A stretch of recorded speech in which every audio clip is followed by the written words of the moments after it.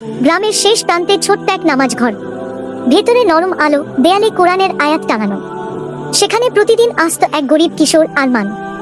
একদিন নামাজ শেষে সে নিঃশব্দে বসেছিল, মুখ গম্ভীর। মোল্লা সাহেব কাছে এসে জিজ্ঞেস করলেন, কি হয়েছে আরমান, মন খারাপ কেন?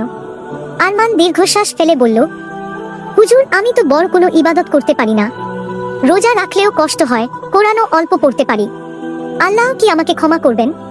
মোল্লা সাহেব মৃদু হেসে তার মাথায় হাত রাখলেন। বাবা, আল্লাহর রহমত এতই বড় যে ছোট ছোট আমলকে তিনি ভালোবাসেন। তুমি কি জানো, একবার বললে সুবহানাল্লাহি ওয়া বিহামদিহি এর সওয়াব আকাশ জমিন ভরে দেয়। আরমানের চোখ কেঁপে উঠল। তাহলে কি আমি সারাদিন এই জিকির করলে আল্লাহ খুশি হবেন?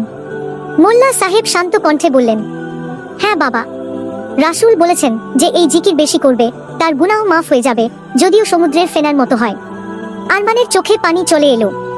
সে ধীরে ধীরে বলতে শুরু করলো, সুবহানাল্লাহি ওয়া বিহামদিহি, সুবহানাল্লাহি ওয়া বিহামদিহি। তার কণ্ঠ ভেসে গেল ছোট্ট নামাজ ঘরের ভেতর, যেন আকাশও শুনছে সেই জিকির।